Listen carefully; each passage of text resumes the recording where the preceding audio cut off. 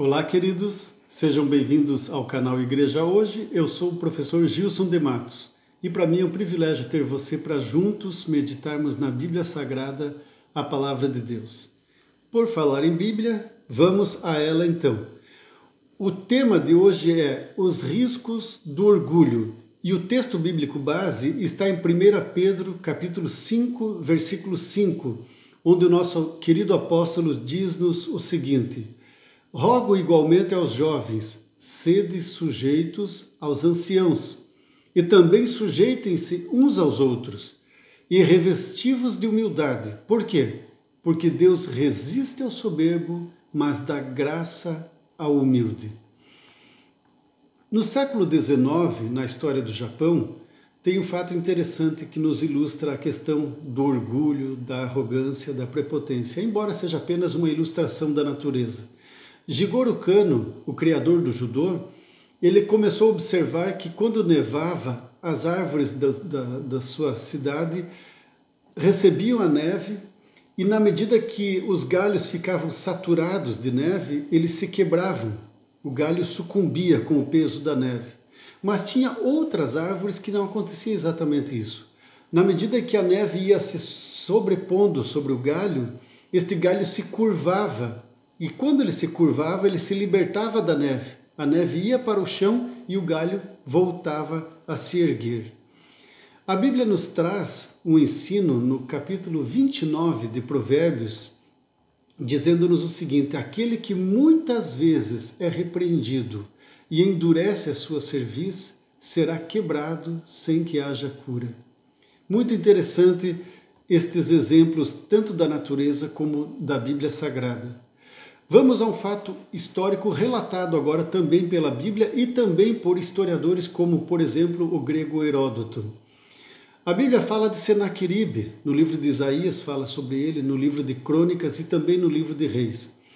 Este rei saiu da capital dos assírios, lá de Nínive, com o firme propósito de exterminar com o exército de Judá e escravizar o restante da população. Ele governava um grande império. Foi o primeiro grande império da antiguidade, o Império Assírio. Este império se orgulhava de ter um exército profissional e este exército ele era tão reconhecido devido à sua brutalidade. Além de ser organizado, de ser profissional, era uma verdadeira máquina de guerra, mas era uma máquina de extermínio, que matava mulheres grávidas, queimava crianças, não tinha nem um pouco de piedade dos seus inimigos. E este império se expandiu desde o Iraque até o Egito. Todo o Oriente Médio, inclusive o norte da África, foi afetado por esta verdadeira máquina de guerra. Certa ocasião, quando este rei então se postou ao redor de Jerusalém, cercou o exército de Judá, o rei de Judá, que era um homem muito temente a Deus, era um homem que cumpria as palavras do Senhor, que seguia as leis de Deus, chamado Ezequias. Este rei se curvou diante de Deus, se humilhou diante do Senhor, juntamente com o profeta Isaías, que também se quebrantou diante do Senhor, suplicaram que Deus tivesse misericórdia, que Deus olhasse para o coração arrogante de Senaqueribe. E Deus ouviu a oração de Ezequias. Este rei Senaqueribe estava desafiando o exército de Ezequias e também desafiando o próprio Deus, dizendo que não havia Deus na terra que tinha sido capaz de suportar a sua fúria, o poderio do seu exército, e que não seria o Deus de Israel e de Judá que faria isso.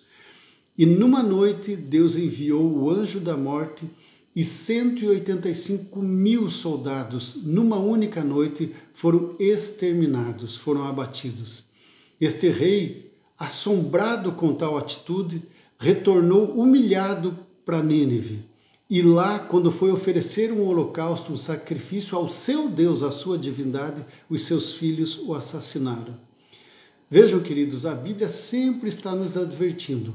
Deus não suporta, Deus não tolera homens de coração arrogante. Ao passo que Deus sempre está com os olhos postos e pronto a ajudar aquele que tem um coração quebrantado e contrito.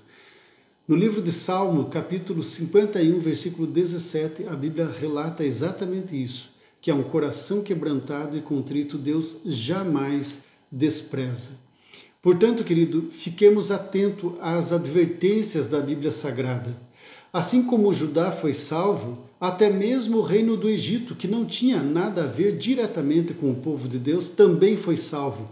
O historiador grego Heródoto e também os historiadores egípcios relatam que quando vinha uma avalanche militar contra o Egito, esta avalanche militar parou ao redor de Jerusalém e uma praga, segundo os historiadores, uma praga exterminou com o exército de Senaqueribe e o povo do Egito comemorou, vibrou o fato de não ser exterminado, de não ser escravizado por Senaqueribe.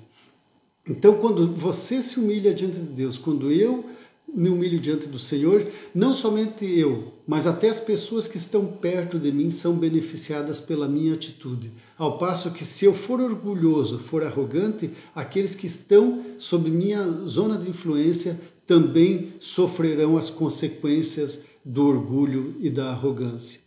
Portanto, queridos, a mensagem de Deus para a minha vida e para a tua vida é a seguinte: seja humilde, sejamos humildes e no tempo do Senhor Ele nos exaltará. Disse Jesus: passarão os céus e a terra, mas as minhas palavras jamais passarão. Fique na paz do Senhor Jesus e tenha uma excelente semana.